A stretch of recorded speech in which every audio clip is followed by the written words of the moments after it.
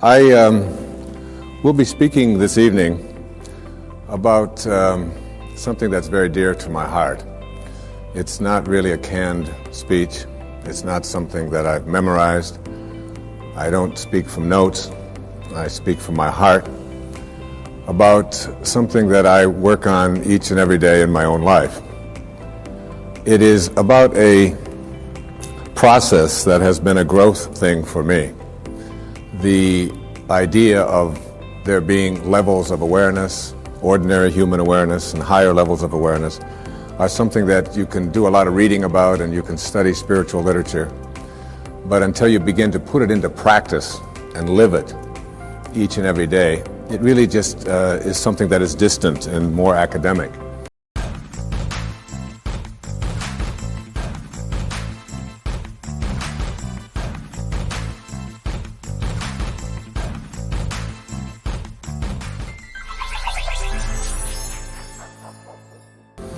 What I will be attempting to do here this evening is to share with you some very specific principles that I have studied and practiced with my family, with my wife particularly, and our children, and my extended family. I am not here to proselytize for any particular point of view. I don't represent any religion. I'm not organizing anybody or encouraging anybody to join anything.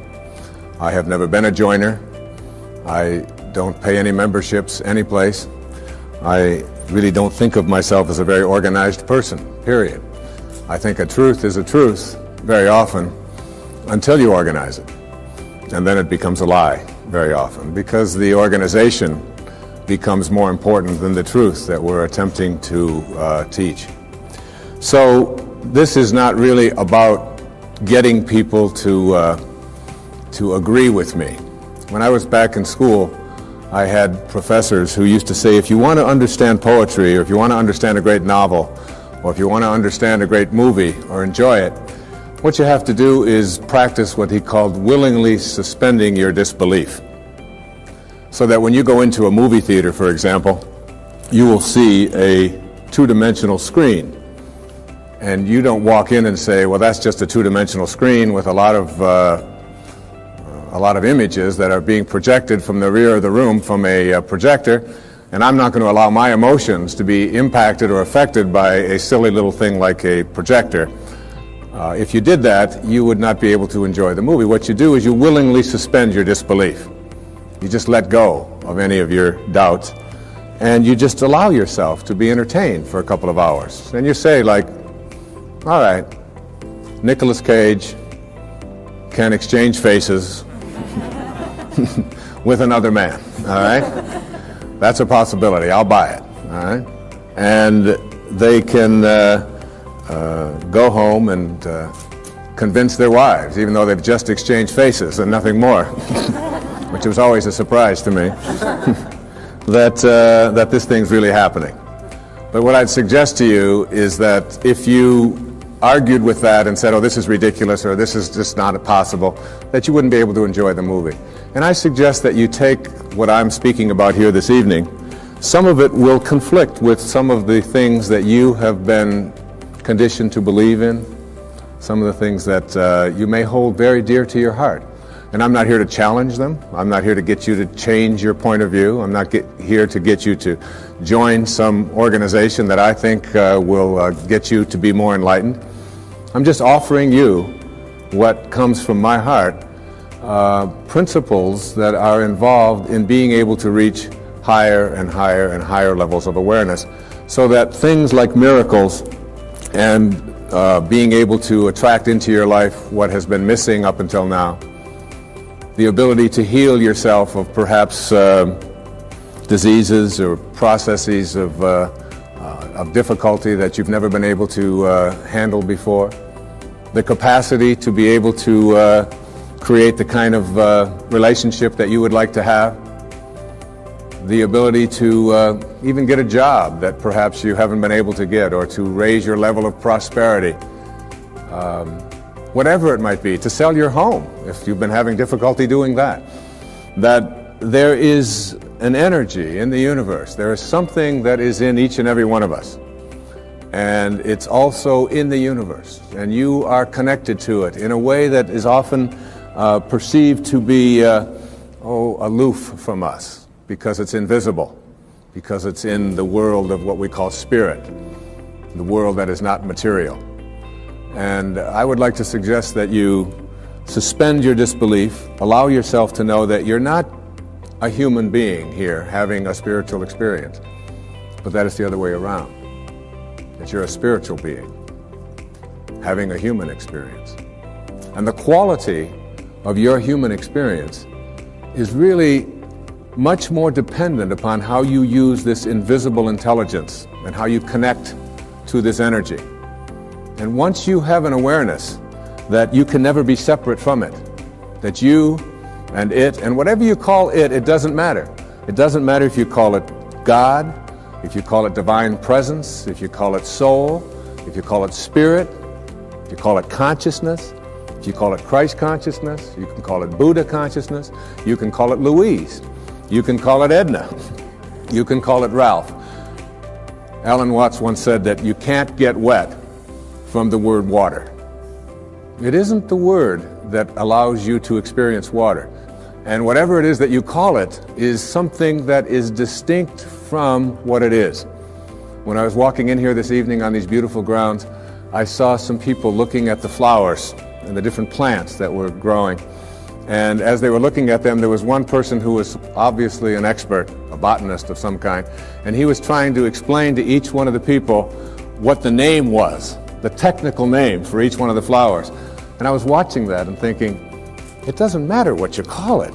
Can't you enjoy it? Look at that thing, it's orange and it just came out of nowhere. There's something very profound about enjoying it and being there with it rather than being obsessed with labeling it.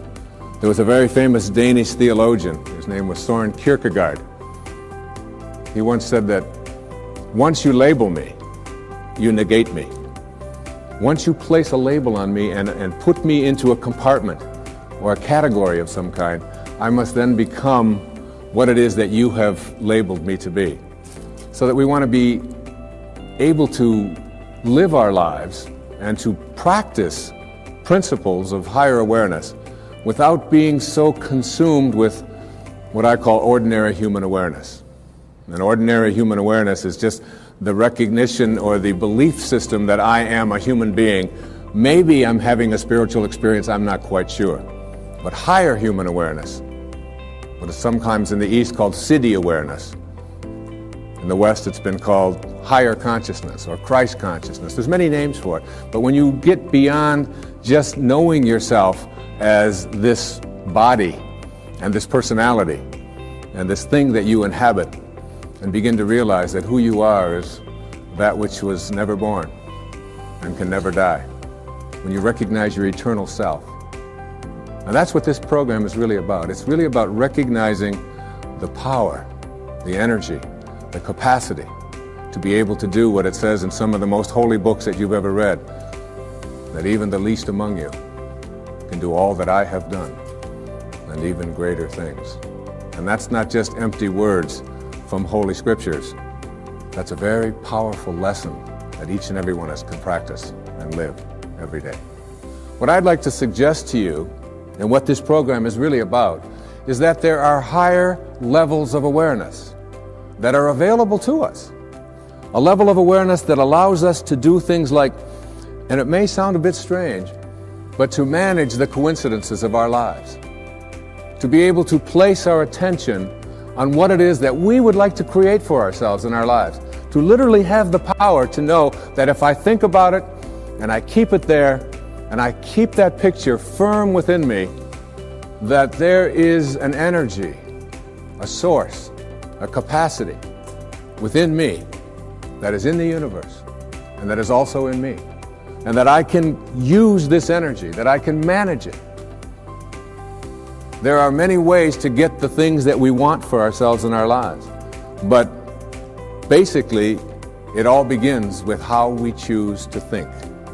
As you think, so shall you be. 7 little words that I think are perhaps the most important things that we can learn and master in our lives. This old proverb notion that I become what I think about all day long. And once you know that what you think about is what expands, you start getting real careful about what you think about.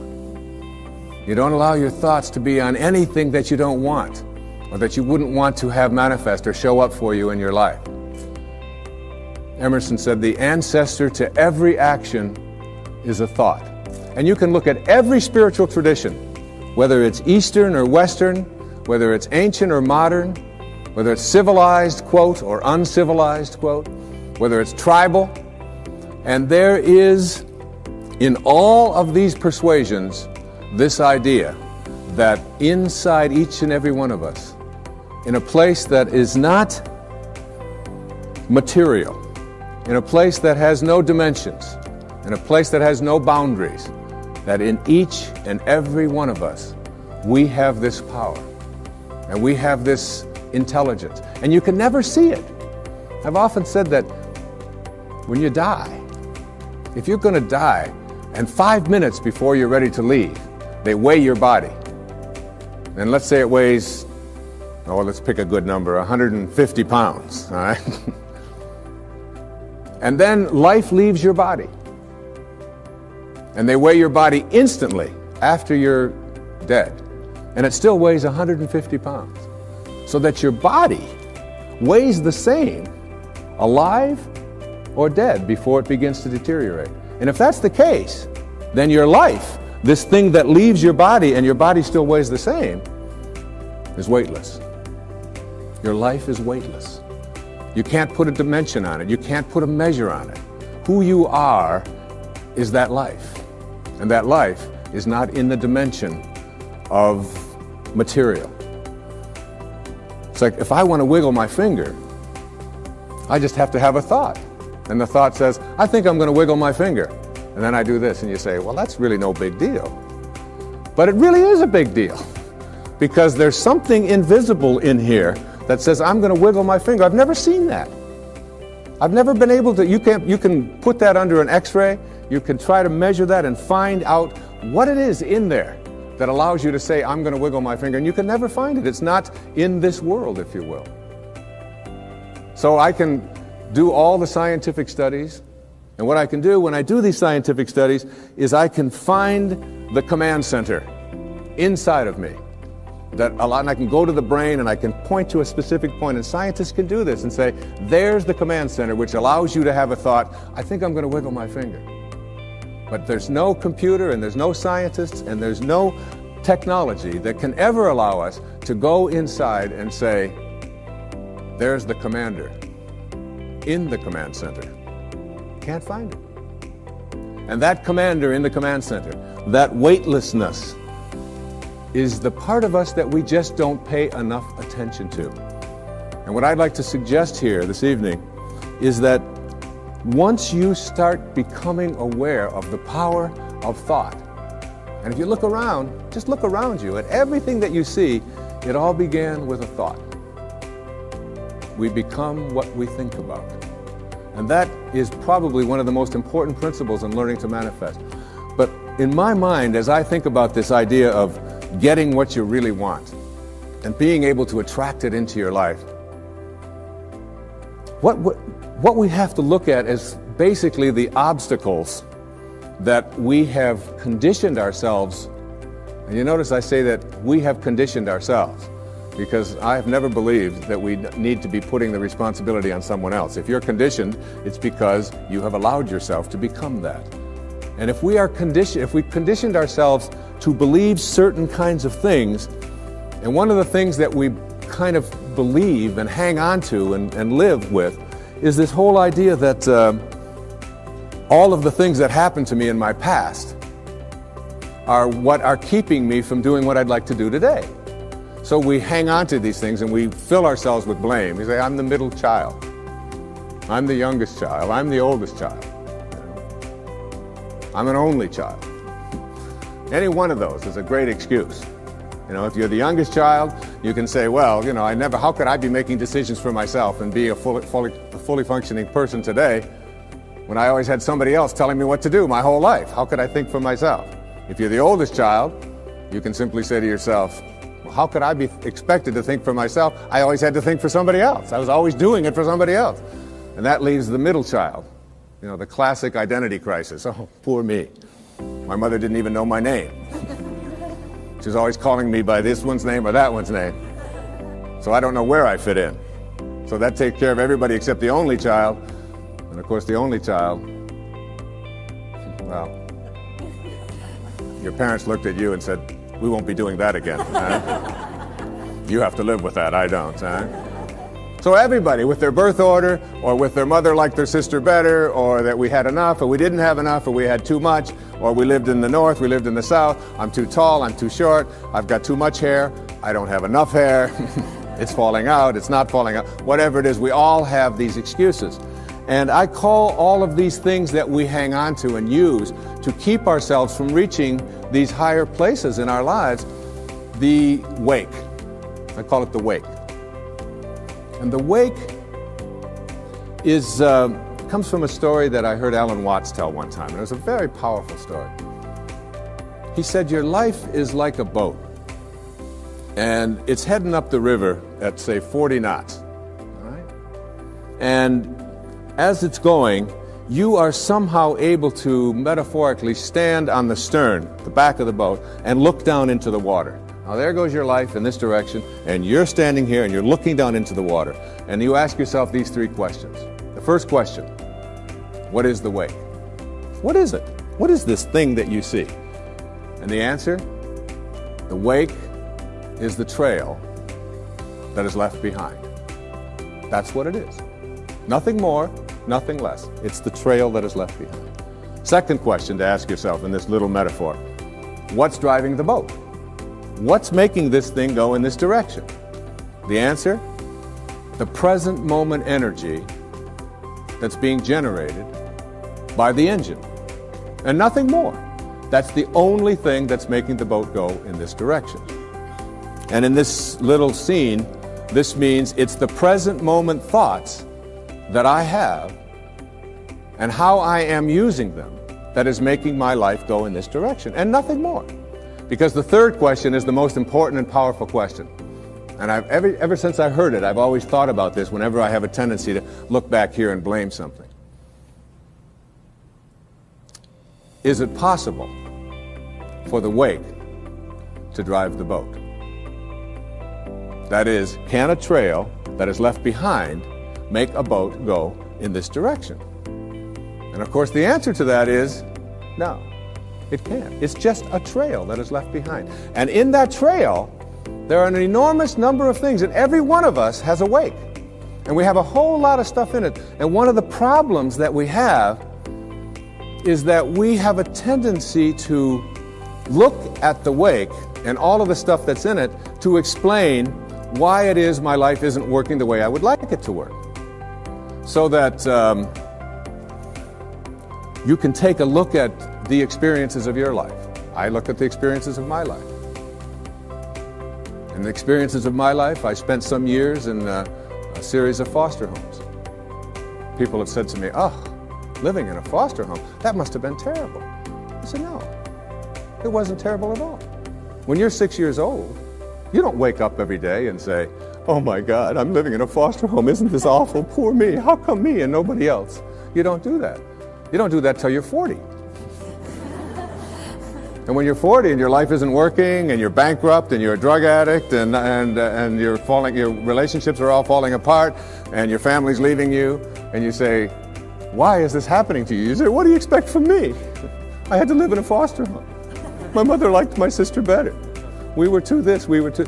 And so it's like we take a look at all of these things in our wake. And I'm not saying here that you shouldn't be in touch with your past and all of the things that are back there, but to use it as excuses for why you can't get where you'd like to get today is something that if you do that, you will never get to this place that I'm talking about in this program, which is this place that I call higher awareness, way beyond ordinary human awareness. One of the most powerful lessons that you can ever learn, I had to learn as a young man. My own father was a man who walked away. He left. He left home when I was just a baby. Left my mother, who's sitting right here, 107 years old. Is that? No, you're not 107. 82 years old, though. And with 3 little boys. And all I had ever heard when he walked out about this person that my older brothers told me about, and that when my mother got her family back together again when I was 9 years old, and did all that she could to make a family again, with all the hardships. This was a man who never made a phone call, who never sent a penny, who spent some time in prison, who was an alcoholic, who died of cirrhosis of the liver at the age of 49 and was buried in a pauper's grave in Biloxi, Mississippi. And it wasn't until I went to his grave and was able to stand there, and I used to dream about this man and have this enormous hatred for this person whom I had never seen, just based upon what he had done to my own mother and to my brothers and so on, and all of the stories that I had heard and all the research that I had done. And I ended up at his grave 10 years after he had died, when I finally found out that he was dead. It was on the 27th of August. It was 1974. And what I did transformed my life. What I did is I believe I was sent there by God, or whatever you want to call that divine spirit, that divine presence. And my life at that time wasn't working. I was overweight, my relationships weren't working, my writing wasn't working. There were a lot of things that weren't going well for me in my life at that time. Not badly, but they weren't going at the level that I knew I was capable of getting to, because I was filled with this hatred, this anger, this bitterness. And so what I did is I stood there on his grave, on this little marker in the ground, and I said, from now on, I send you love. I forgive you. Mark Twain said that forgiveness is the fragrance that the violet sheds on the heel that has crushed it. And once I let go of that anger and that hatred and all of my attachment to the bonding that I had done with these wounds, and let go of that and cleared that out of my life, my writing began to take place at a much higher level. In fact, I wrote Erroneous Zones in a very, very short time after that. I began to get myself back in shape. I began to eat better. I began exercising, got my weight down. And the people that were supposed to come into my life, like my beautiful wife, who sits here with me this evening, and all of our children, some of whom are here this evening, all of it was allowed to flow when I released that energy of negativity and blame and hatred. They say that you never die from a snake bite. It isn't the bite. And you can't be unbitten. It's in the wake. What kills you is the venom that continues to pour through you long after the bite has taken place. And that's something we have control over and we can change. And I'd like to suggest that what happens is that many of us bond ourselves to these wounds of our past. If I were to cut my hand, just cut it and watch it, my nature says, close up the wound. And I just have to watch it. And there's no doctor out there, there's no medicine out there that's going to heal that wound. There's a healing stream that I am connected to that will allow that wound to heal. So my nature says, close up the wounds. Don't bond to them, don't hang on to them, close them up. But supposing I say to myself, oh no you don't. There's no way I'm going to let you close up. You see, if I can keep you open, and I can go to you and say, look at this. You say, what happened? Well, look at this cut I've got. Oh, you poor thing. Look at that. It seems to be getting worse. It's getting infected. Isn't that terrible? And if you practice this kind of a mentality, when your nature says close up the wound, but you keep it open, before long you lose your hand. And after that, you'll lose your arm. And the whole organism will be destroyed if you don't let your nature take over. And your nature also says, close up the wounds of your past. Close them up. And oftentimes we ignore our nature. I had a great teacher that came into my life through his writing. His name was Nisargadatta Maharaj. Lived in India up until the mid-1980s. And he wrote something called I Am That, which was very powerful and influential in my life.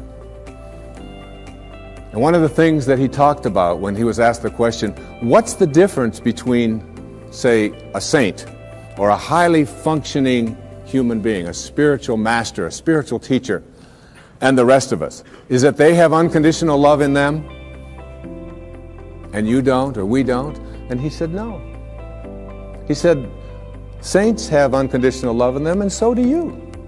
He said the difference between ordinary human awareness and higher awareness people is that they have nothing else inside of them. That's all they have. And it's almost like we have to learn how to get that in ourselves, to be able to, well, I always like to use the metaphor of an orange. I love the orange. Perhaps living in Florida is why, but an orange is a simple metaphor. You take this orange and you squeeze it as hard as you can squeeze it, and you ask yourself, what will come out? And what comes out when you squeeze an orange? Orange juice. Never, no matter how many times you squeeze it, will apple juice come out. There's no mistakes. You'll never get grapefruit juice out of this thing, ever. The only thing you'll ever get out of it is orange juice. And the next question is why? Why when you squeeze an orange, as hard as you can squeeze it, does orange juice come out? And I asked that question up in Toronto one time, there's a little girl sitting right in the front row. She said, that's dumb.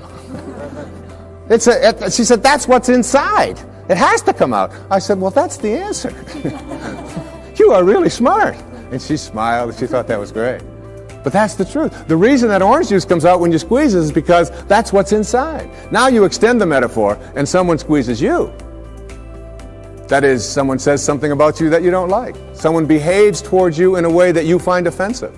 Somebody does something or says something to you that you feel hurt by. And out of you comes anger, hatred, bitterness, tension, fear, anxiety, stress. And immediately you say, the reason that comes out of me is because of how he said it, or the way that she said that, or because they did that. But the truth is, the reality is, that what comes out is what's inside. And if you don't like what's inside, you can change it. Now, if you ask me, how does orange juice get inside of an orange? I would say, I don't know. I can't figure it out. That's a mystery to me. I just enjoy the oranges of my life and give God the credit for that. A lot of people think that other things make them the way they are. They will blame their past, they'll blame their parents, they'll blame the economy, they'll blame the Ayatollah, they'll blame somebody for things that are going wrong in their life. And one of the favorite things that we have to blame for why I'm upset at a particular moment is something called traffic. Traffic made me upset. And I've always reminded myself when I'm in a jam or when I'm on the freeway and I'm trying to get someplace, that traffic doesn't care. That you have within you the opportunity in this moment to really work on these things that are perhaps debilitating or creating anxiety or stress in your life. That these are tests, these are opportunities for you. Traffic doesn't care. Your anger is your choice, and you can always choose to be happy, angry, depressed, miserable, upset, or you can choose to be fulfilled and do something positive in this moment. It's always up to you. I'd like to give you what I think of as the great spiritual teachings of many various persuasions. There's a story that summarizes it. It's the story of what I call the four philanthropists in a village. The conquerors had come through, and they had taken all of the men, or many of the men who were warriors at the time, and they had placed them into this prisoner of war camp right in the village. And many of the villagers knew that their compatriots were imprisoned. And the first philanthropist was a person who had great wealth. And he went to the people who had the prison and were in charge of it, and he said to them, I understand the men are not able to have fresh water and cold water. I would like to donate all of my earnings and everything that I have to purifying the water for them and making sure that all of them will not be sick. And he was granted that. And he felt like he had fulfilled his destiny, that he had done what he was here for.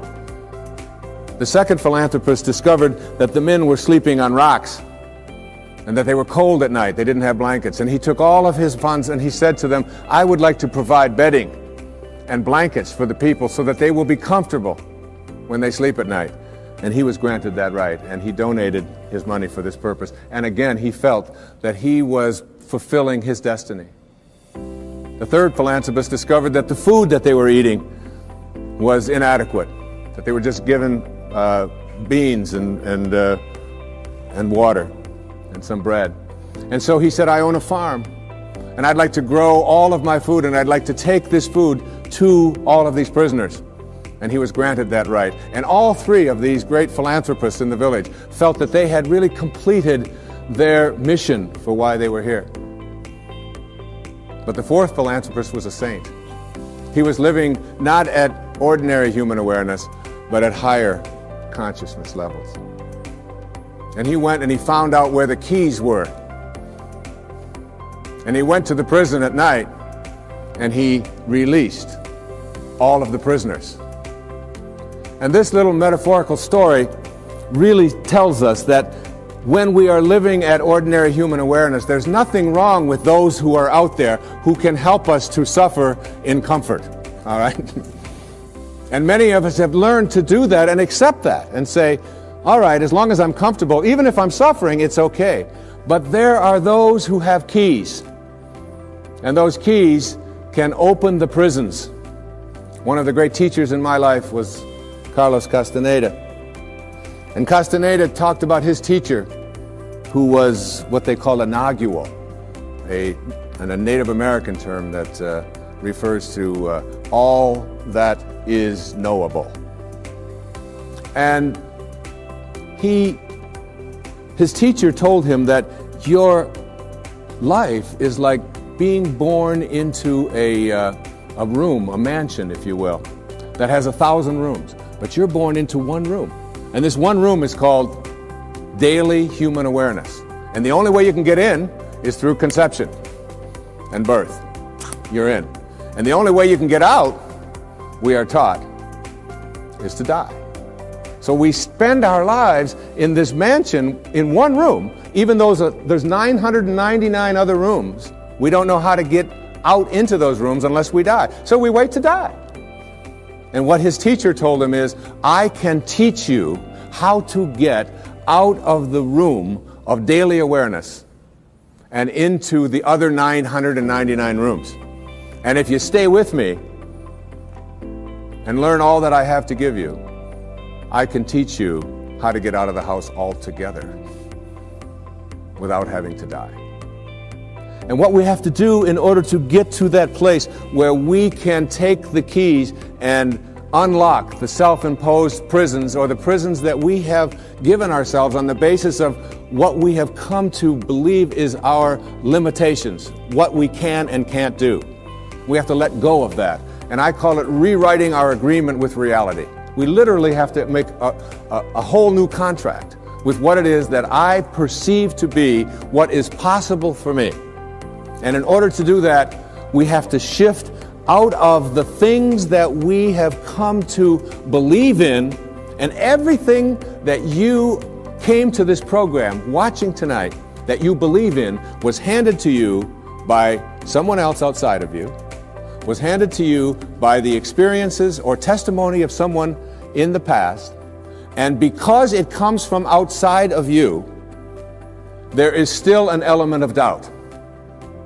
And this element of doubt isn't bad, but it keeps you from reaching higher levels, because what you think about is what expands. And if you're thinking doubt, then doubt is what expands. William Blake said, if the sun and moon should ever doubt, they would immediately go out. So how do we get past what we believe in or what has been handed to us and still honor it and be grateful for all of the teachers and all of the people who have come before us? So what we have to learn to do is let go of that tribal consciousness and shift to what I call a knowing. Now there's a big difference between what you believe and what you know. Everything that you know is something that you have made conscious contact with. Conscious contact. So there's nobody out there watching, there's nobody in this world who knows how to swim, who learned it by somebody else telling them that you can swim, or by watching Mark Spitz go through the water, or by observing other people doing it. You may remove some of the doubt, but you will never know how to swim until you get in the water and blub around a few times and then do it. And then you'll have a knowing, and that knowing is something that you'll never lose, just like riding a bicycle or dancing the Macarena or making a lemon meringue pie or anything that you know how to do. It's because you've made conscious contact. And I'd like to suggest that there's a big difference between knowing about a divine presence, knowing about a sacred awareness, knowing about God, and knowing God. There's a big difference. Just like there's a big difference between knowing about the possibility of being able to heal myself of something that is bothering me, perhaps a disease process. I perhaps may believe that it's possible because I've read other people and I've heard others say it. And I've read the testimony and I've listened to the tapes and I've gone to the seminars. But until you have made conscious contact with it, you'll never know it. And I'd like to suggest there's a wonderful poem. I'd like to share this poem with you. It's written by a wonderful woman. Her name is Valerie Cox. And she lives up in Seattle, and she's written quite a bit of poetry. This particular poem really speaks to me to the difference between what you know and what you believe in. Immerse yourself in these words. A woman was waiting at an airport one night with several long hours before her flight. She hunted for a book in the airport shop, bought a bag of cookies, and found a place to drop. She was engrossed in her book, but happened to see that the man beside her, as bold as could be, grabbed a cookie or two from the bag between, which she tried to ignore to avoid a scene. She munched cookies and watched the clock as this gutsy cookie thief diminished her stock.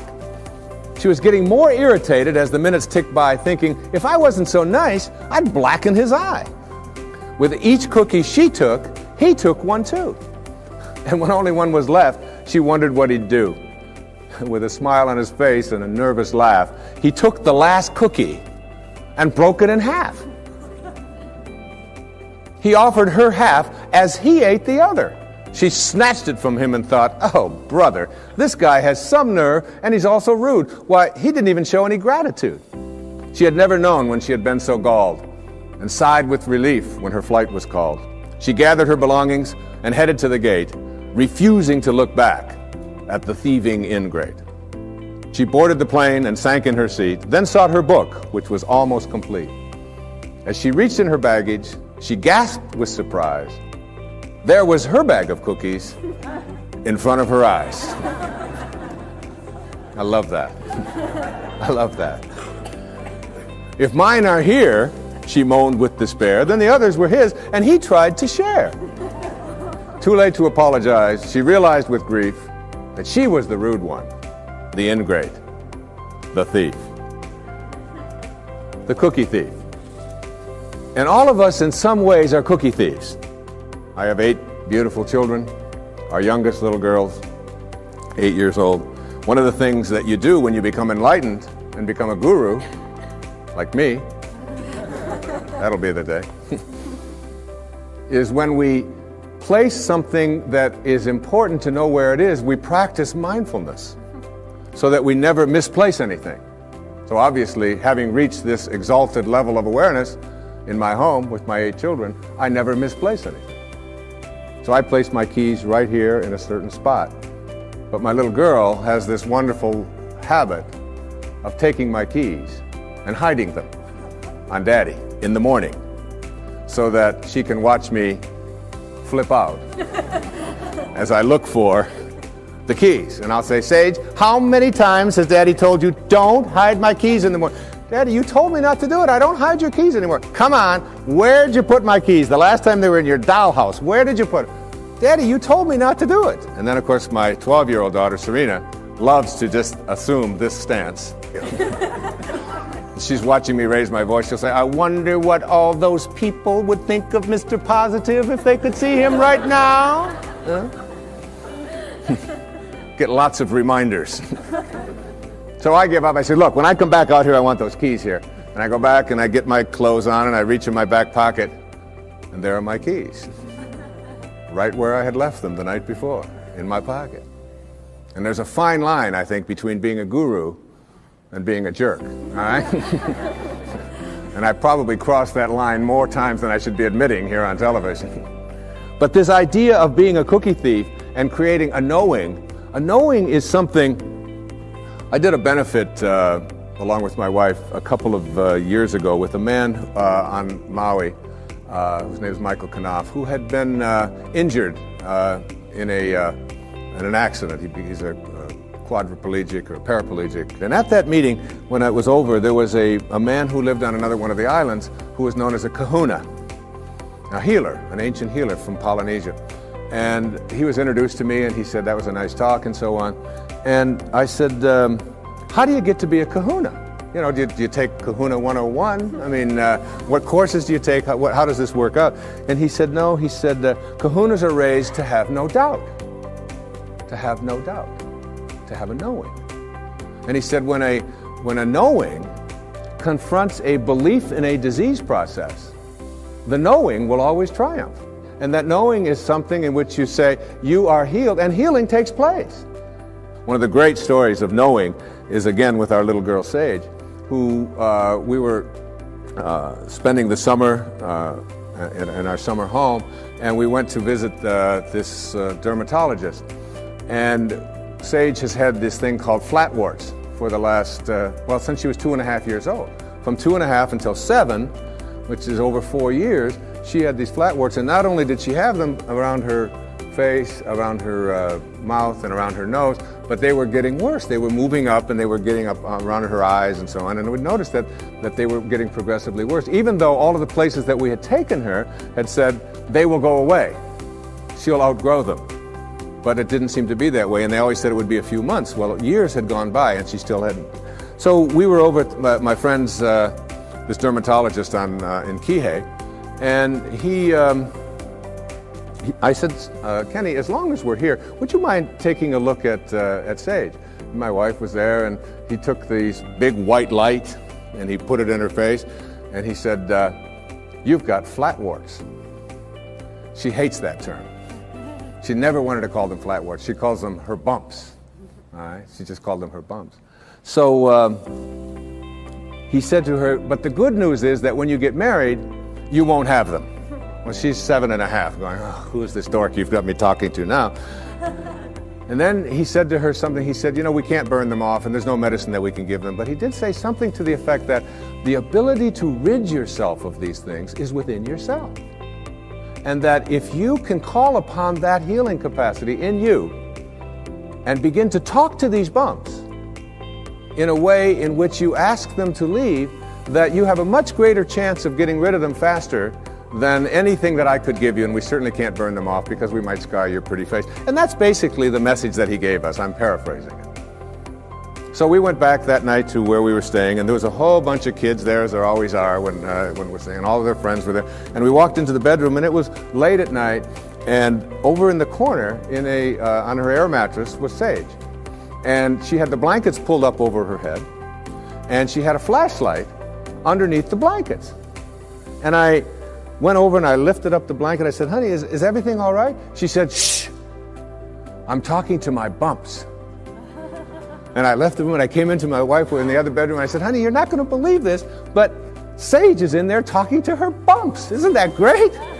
The next night we did the same thing. That was the second night. The third night, the same thing. Now that was Thursday. On Friday, this happened on Monday. On Friday, as God is my witness, on television, every single one of those bumps was gone and has never reappeared since. A knowing. You see, there is a stream of healing that is something that we can plug into. It's very much like electricity. People say, well, in ancient Greece, there was no electricity. There was electricity. We just didn't plug into it. That's all. And there's a stream of healing. And when we go into that stream of healing with a knowing, we go to a higher level within ourselves. And we don't allow any doubt in. Basically, in every single one of us, every human being out there, there are two of us. There's two people. The first person in each person is called the ego, or I call it the ego. ego. Earth guide only, all right? This is the part of us that says who I am is separate from you, separate from God, separate from my environment, and therefore I'm in competition with, and my value is based upon how much I get, how much my stuff is worth, how much better looking I might be, or how much more attractive I might be, how much more money I might have, the value of my possessions, and so on. What is mine? So it's not mystical awareness which says I am connected, it is that individual lower level of awareness which says my ego. This is mine. Also in each and every one of us there's another person. And this other person is called what I call the sacred self, or the higher self. And this sacred or higher self really doesn't care how much you get. It doesn't care who you're better than. It doesn't care how much stuff you have. It's not interested in any of that. The problem is that we very seldom listen to it. We pay very little attention to it. This higher or sacred part of us wants only one thing. It wants us to be at peace. At peace. Whatever choice you make in every interaction you have, make the choice to be at peace, your sacred or higher self says. Whereas your ego says, oh, no. It's much more important to be right. And so we find people in relationships struggling a lot. And one of the things that they struggle about is who's right and who's wrong. Most of the fights that you have in your relationships really basically, oftentimes you forget the details. But it's basically about who's right and who's wrong. So that if you want to have your higher or your sacred part of you ruling in your life, I suggest this to you. Practice being kind rather than right. When you have the choice, and you have the choice in your relationships with your spouse and your ex-spouse, with your parents, with your grandparents, with your in-laws, with strangers on the freeway, with flight attendants, with waiters, with whomever you interact, if you can just subdue this ego part of you which says, it's important for me to be right, which will introduce you to stress and anxiety and fear and so much of the stuff that I talked about earlier, and instead say, how can I suspend this part of me and allow the part of me that wants to be at peace, that wants to be happy, that wants to be fulfilled. And if I said to you, I'm going to give you a magic wand, and with this magic wand, I am going to allow you to just wave it and get anything that you want. Whatever you want. You can have this, you can have this car, you can have these nice clothes over here, you can have this home, whatever it is. Or I said to you, in lieu of that, I'm going to give you another wand, and you can wave this, and for every moment for the rest of your life, you'll be at peace. Whatever comes along, you'll be able to choose peace. And basically, we know that we're only here for a very short time. And being able to choose peace, which is what the sacred part of you begs you, the higher self. Once you get that, you begin to shift away, and you stop telling yourself that the people who are close to me, in relationship with me, are the people who don't belong there. I remember my wife and I, we often talk about this, and we've been together a long time. We've had many children together, and we have a very wonderful, loving relationship. Thank you. But we'd often, and one time I said to her, or she said to me, you know, we love each other, but this doesn't sound like love. Sometimes the way we talk to each other doesn't sound like love. Let's practice with each other, being kind rather than being right. And it was transformative that when we had that walk. And doing that with your children, and doing that with a waiter. I mean, a waiter who comes to you and is like, you know, hassled and frazzled and has been busy and all of that, and your ego says, wait a minute, I'm here and I'm important, and I have a right to be served, and I have a right to be served now. That's the ego part of you. If you can suspend that and say, you know, you are a lucky man tonight. You got somebody who's stealing from his sacred self.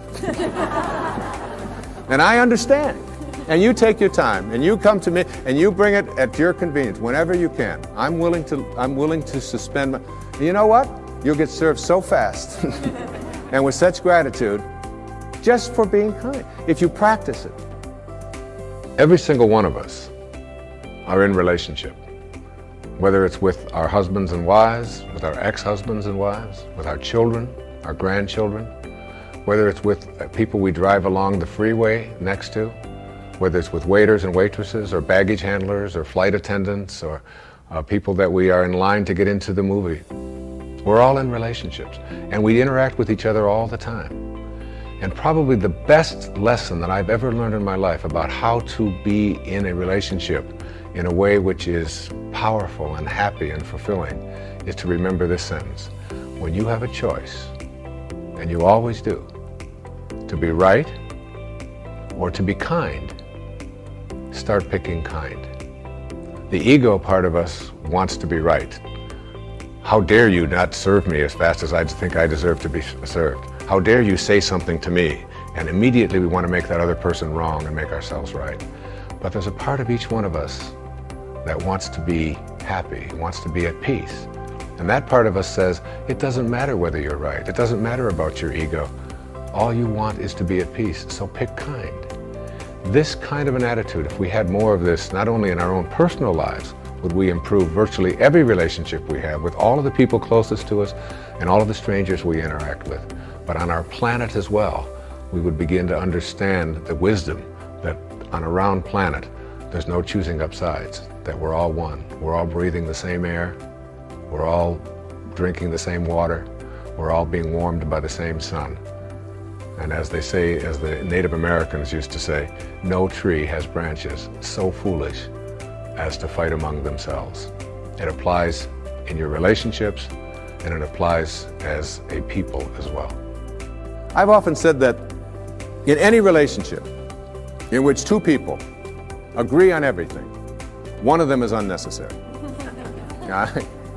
So it isn't about getting somebody who's just like you. In fact, your soulmate is the person that you have a lot of difficulty with. Your soulmate's the person you can't get rid of. They just keep showing up. You say this, they say that, and there they are, they're back again. And they never go away. They keep showing up in your life. And everybody has these people. These are our greatest teachers, because anybody in your life who can push a button and send you into a frenzy is the person who's your greatest teacher. You know why? Because they teach you that you haven't mastered yourself at this moment. You don't know how to choose peace. In A Course in Miracles, there's a wonderful line that says, I can choose peace rather than this. Whatever it is, I can choose peace. My soulmate, my wife, is one of my soulmates. I mean, she knows how to push those buttons. She's really good at it. And she's one of my greatest teachers. I remember saying to her one time, honey, do you love me for who I am or for what I've been able to do for you? I just want to, she said, that you call yourself a spiritual person? I can't believe you would even ask a question like that. She said, I don't love you for what you can buy for me or what success that you've had or where you are on any bestseller list. I love you for who you are. And I will always love you. I said, well, I was just asking. I said, what if I was just Joe Sixpack? You know, and I was just bringing home, you know, a meager salary and so on. She said, I will always love you for who you are. She said, I would miss you. But I would always love you. She knows. She's got that. And all of us have soulmates. My daughter Serena, who's just turned 13, my teeny bopper. She came home from school one day, she said, there's a rumor in our school. She saw somebody had seen me on television that you actually wrote a book about how to raise children. Tell me it isn't true. I said, honey, you can come and hear me speak. Would you like to come and hear me speak? I said, people actually pay to hear me speak. She said, why? I mean, she's got that, all right? But her soulmate is her sister Summer, who is now almost 15. But when Serena was 12 and Summer was 14, my wife was away working on a book of hers, and I was taking care of everything at home while she was working on her book about a spiritual approach to childbirth and infancy care. And she's as qualified as anybody to write about that, I can tell you.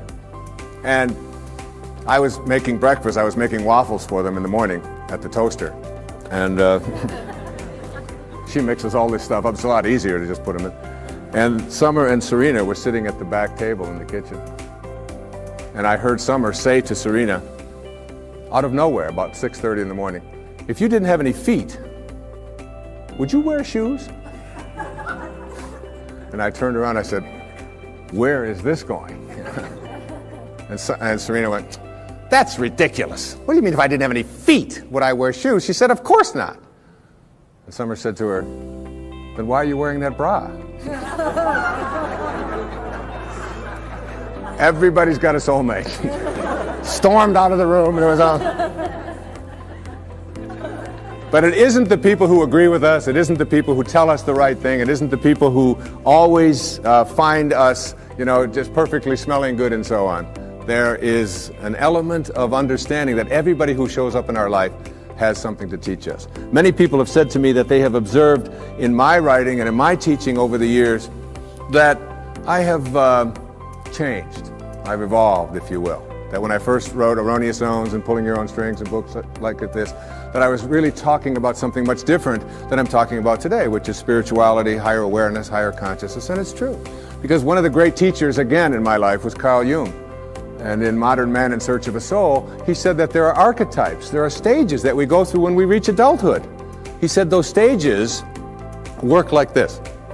He said it starts out with the athlete when you reach adulthood. And he called it the athlete, not as a put down of athletes, but as the time in our adult life when our primary emphasis is on our body. What it can do, how strong it is, how fast it can run, how much it can lift, how beautiful it is, and so on. And we believe that we are a body, if you will, perhaps with a soul. He said the second stage is what he called the stage of the warrior. And this is the time in our adult life when we take ourselves out of our physical self, if you will, and we take this body out into the world, and we do what warriors do, which we attempt to conquer, we attempt to defeat, we attempt to get as much as we can. It's the age of the ego. It's the time when we're saying, what are my quotas? What's in it for me? What can I get? And we go through that stage. And I believe that I was writing earlier in my life to teach people how to be better athletes and better warriors, because that's where I was in my life in those days. And the shift has taken place for me as well. Jung said that the third archetype is what he called the archetype of the statesman or the stateswoman. And this is when we finally get to a place in our adult life when we stop saying, what's in it for me? How much can I get? How much can I accumulate? And we begin to ask the question, how may I serve? What are your quotas? And serving others becomes much more important than our own egos, until ultimately we reach what he called the stage of the spirit, the archetype of the spirit, when we finally begin to recognize that this is not our home. What it means in the holy books when it says you are in this world, but you are not of this world. And these four stages represent also where we can look at our own self. How am I doing going through these? To what extent do I find myself consumed with my own quotas? What's in it for me? How much can I get?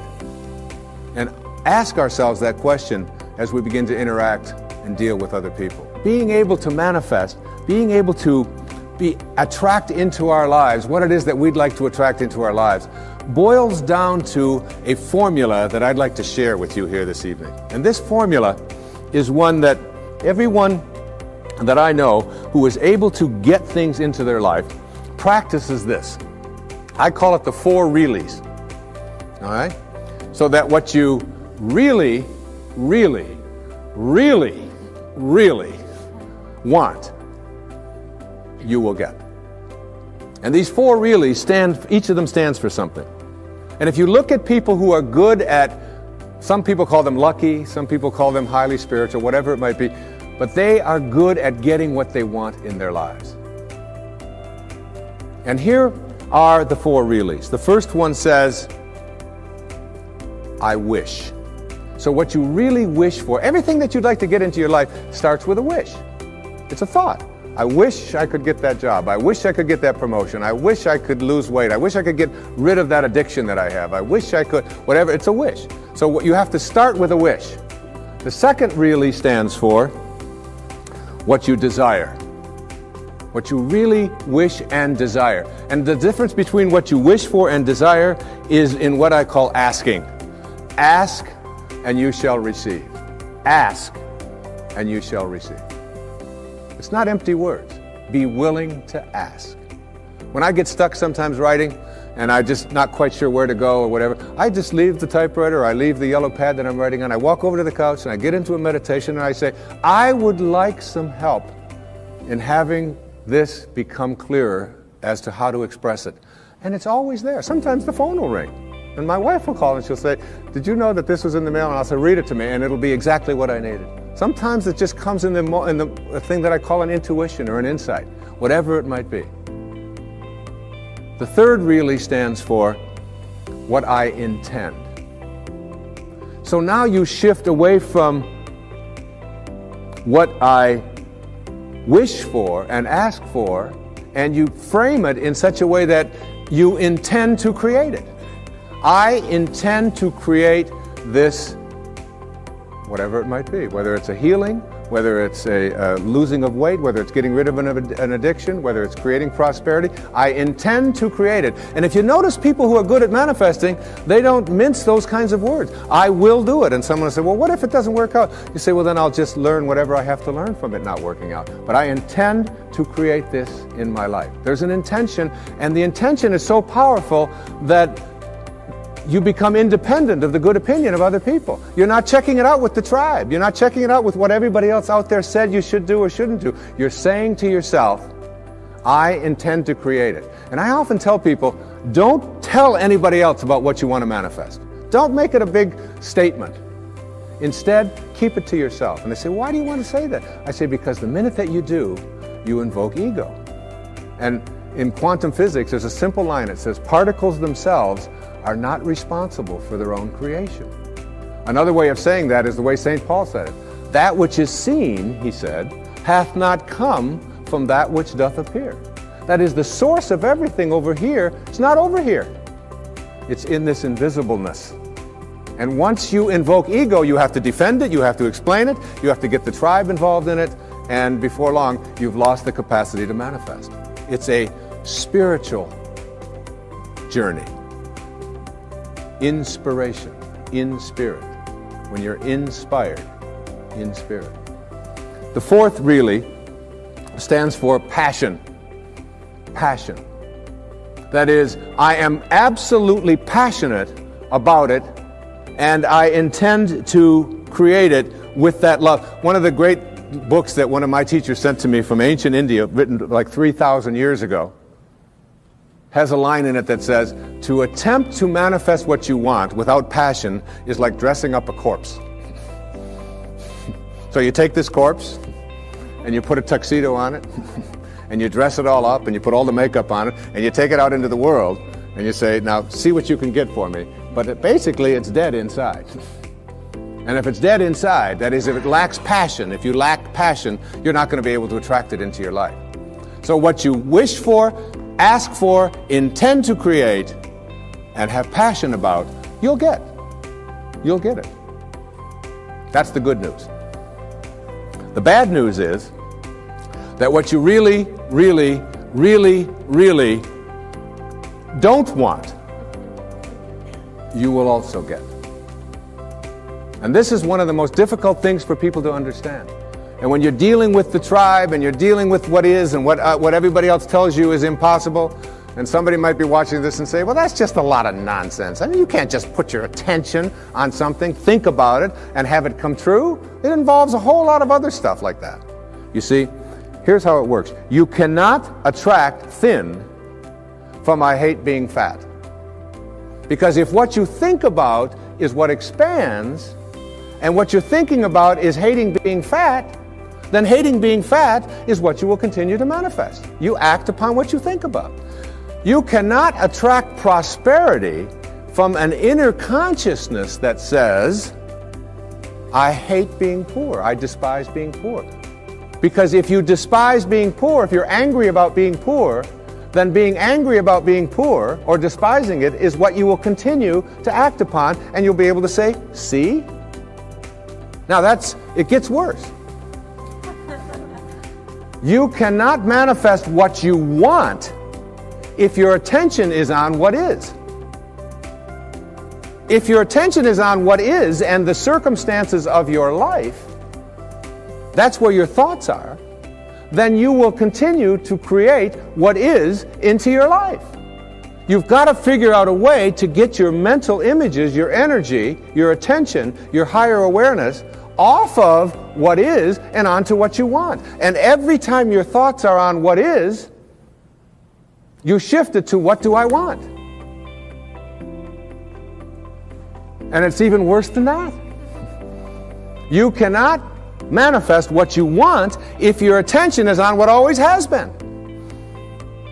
This is the way things are. You'll hear people say it to you all the time. These are the circumstances of life. Don't you understand? This is reality. Wake up.